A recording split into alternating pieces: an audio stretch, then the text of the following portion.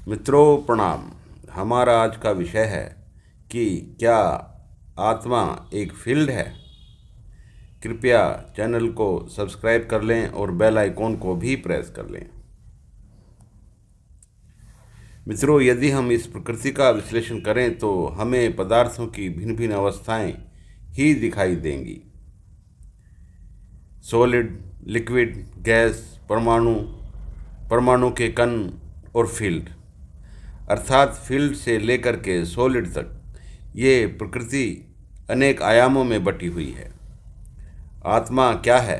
आत्मा न तो सॉलिड है, न लिक्विड है, न गैस है, न क्वांटम जैसे छोटे कण हैं। तब यह क्या है?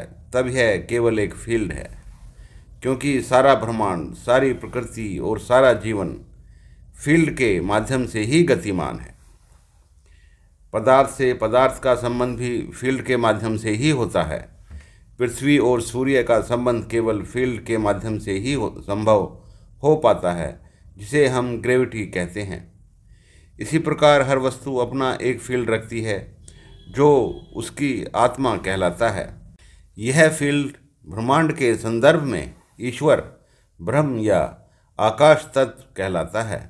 और जब हम पृथ्वी या किसी ग्रह की बातें करते हैं तो यह फील्ड ग्रेविटी कहलाता है। और यही फील्ड जब हम प्राणियों के विषय में बातें करते हैं तो आत्मा कहलाता है। इसी प्रकार यह ब्रह्मांड अनेक प्रकार के आयामों से बना हुआ है और इन्हीं आयामों को हम भिन्न भिन्न नामों से पुकारते हैं। इस प्रकार फील्ड का न तो कोई निश्चित घर होता है और न ही कोई निश्चित जगह होती है, क्योंकि यह तो हर जगह फैला हुआ होता है। केवल इसकी तीव्रता कम या ज़्यादा हो सकती है। हमारी आत्मा का प्रभाव भी आसपास के वातावरण में फैला रहता है और उसी के माध्यम से हमारा मस्तिष्क एक दूसरे से कनेक्ट रहता है।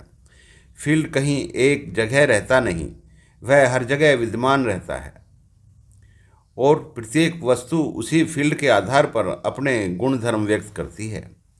इसी प्रकार आत्मा शरीर के अंदर हर कोशिका में रहती है। न तो उसका कोई स्थान होता है और न कोई उसका निश्चित घर होता है। वह तो पूरे शरीर में और शरीर के बाहर भी अपना प्रभाव छोड़ती रहती है। हमारे जीवन की सारी क्रियाएं अति सूक्ष्म रूप में उसमें जमा रहती हैं और उन्हीं क्रियाओं के संग्रह से यह जीवन करोड़ों साल से सर्वाइव कर रहा है, क्योंकि प्रत्येक आने वाली पीढ़ी उसका संभाग होती है, जो पुरुष के शुक्राणु और स्त्री के एग के माध्यम से आगे बढ़ता रहता है। पुरुष के शुक्राणु और स्त्री के एग में मनुष्य की सारी विशेषताएं भरी होती हैं और इन्हीं विशेषताओं का नाम आत्मा है।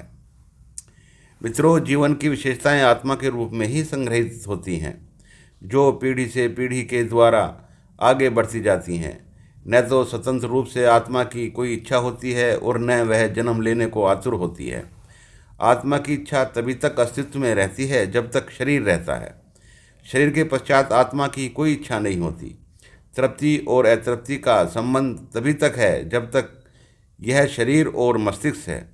इसके बाद न तो कोई तृप्ति है और न कोई अतृप्ति। आत्मा केवल एक फील्ड है जो कभी नष्ट नहीं होती, परंतु वातावरण में एक फील्ड के रूप में ही विद्यमान रहती है। जीवन की विशेषताओं से भरी यह आत्मा कई बार हो सकता है कि किसी व्यक्ति को प्रभावित कर दे और अपनी विशेषताएं उसको दे दे, जिसको हम किसी व्यक्ति का दूसरा जन्म कहते हैं। परंतु आत्मा का जन्म लेना एक दुर्लभ घटना ही कही जाएगी। इसलिए आत्मा न तो कोई ऐसी चीज़ है जिसको छुआ जा सके, अनुभव किया जा सके या उसके साथ कोई व्यवहार किया जा सके। वह केवल जीवन के संविधान का सूक्ष्म रूप है, जो एक फील्ड के रूप में पूरे शरीर में रहता है और शरीर के बाद इस वातावरण में रहता है। प्रत्येक कोशिका उसी का ही अनुसरण करती है। हमारा माइंड आत्मा के संदेश को ही अभिव्यक्त करता है और शरीर उसका पालन करता है। धन्यवाद।